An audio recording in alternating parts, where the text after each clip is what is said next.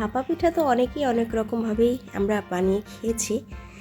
আজকে আমি দেখাবো মালাই ভাপা পিঠার একটি দুর্দান্ত রেসিপি। মুনস ডেইলি কুকিংয়ে আপনাদেরকে স্বাগতম। আপনারা সবাই কেমন আছেন? আল্লাহ তাআলার অশেষ রহমতে আমি বাসার সবাইকে নিয়ে বেশ ভালো আছি।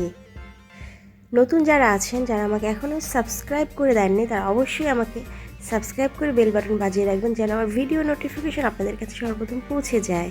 তো আসুন দেখে নিই আমি এখানে কিভাবে কি করছি। তো প্রথমে আমার নিতে হবে চালের গুঁড়ো। আমি এখানে খেজুরের গুড় নিয়েছি, নারকেল নিয়েছি, আর স্বাদ মতো একটু লবণ নিয়েছি। এগুলো এখন সব একসাথে মিক্সড করে নেব। যারা আমাকে সাপোর্ট করে এ পর্যন্ত এনেছেন তাদেরকে অসংখ্য অসংখ্য ধন্যবাদ। তারা সব সময় আমার পাশে থাকবেন এভাবে। আমি এটা সুন্দর করে মিক্স করে নেব। মিক্স করে নেওয়ার পর আমি এখানে কুসুম গরম পানি ইউজ করব। এটা এখন আমি মেখে নিচ্ছি। এই মিশ্রণটা আমার খুব সুন্দর করে মেখে নিতে হবে, যেন দলা পেকে থাকে। হাতে মুঠ করে নিলে সেটা মুঠ হয়ে যায়। এভাবে আমার এই মিশ্রণটা রেডি করে নিতে হবে। তো প্রথম থেকে আপনারা ভিডিওটা দেখতে থাকুন, আপনাদের অবশ্যই ভালো লাগবে। আমরা ভাপা পিঠা খাই, যেটা ভালো লাগে, কিন্তু আজকে আমি যে মালাই ভাপা পিঠার রেসিপিটা দেখাবো, এই মালাইটা দিয়ে এই ভাপা পিঠাটা এতটাই দুর্দান্ত টেস্ট হয় যে একবার যে খাবে সে বারবারই খেতে যাবে। আর বাচ্চাদের জন্য এটা তো দুর্দান্ত একটা রেসিপি হতে পারে।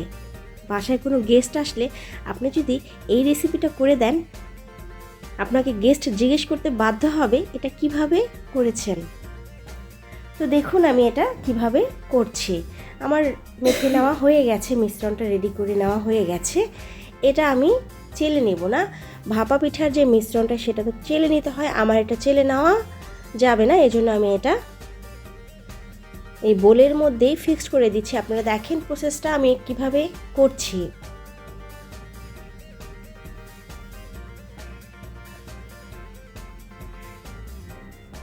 এখন আমি চামচ দিয়ে কেটে কেটে এই মিশ্রণটা অল্প অল্প করে তুলে নেব।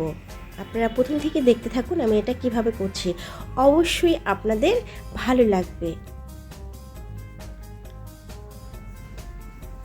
আমি এখন একটা বাটির সাহায্যে ভাপা পিঠাটা তৈরি করে নেব।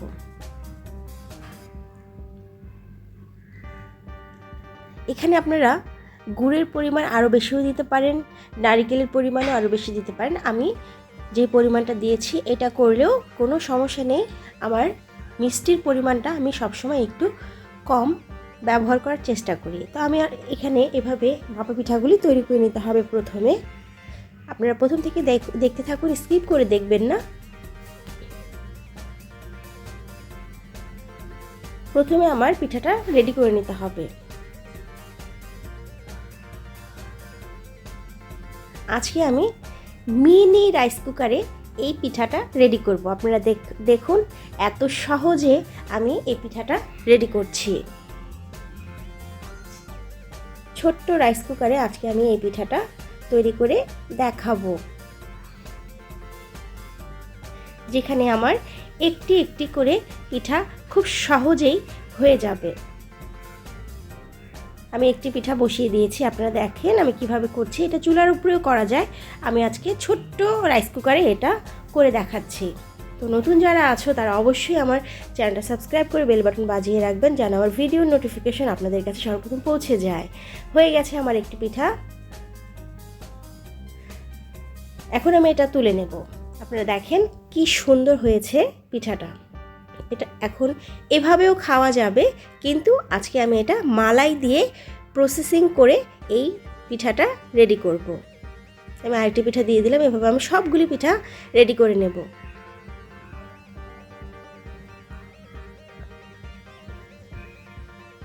এটা এভাবেও খাওয়া যাবে। এভাবে আমার ছেলে খেয়েছে, আমার বাসার সবাই মোটামুটি খেয়েছে। আমি কিছু পিঠা মালাই দিয়ে করেছি, সেটাই আপনাদের সাথে শেয়ার করছি।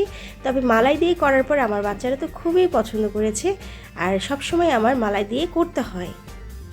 ভাপা পিঠা বানালেই আমি মালাই দিয়ে কিছু পিঠা রেডি করি, যেটা সবারই ভালো লাগে। এই জন্যই আপনাদের সাথে শেয়ার করেছি, আপনাদেরও ভালো লাগবে। আমি এভাবে একের পর এক পিঠাগুলি করে নিচ্ছি।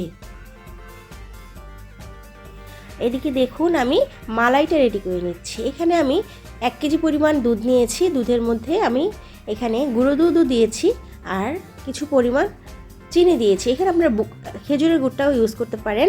আমি এখানে চিনি দিয়ে, হালকা চিনি দিয়ে আমি এটা মালাই করে নিয়েছি। তো এখানে আমি দুটো পিঠে নিয়েছি ছোটো বাটি, এজন্য দুটো পিঠে দিয়ে আমি আজকে আপনাদেরকে দেখাচ্ছি। এখন আমি মালাইটা উপরে দিয়ে দিচ্ছি। মালাইটা দেওয়ার পরে আমার এটা আধা ঘন্টা থেকে 1 ঘন্টা ঢেকে রেখে দিতে হবে।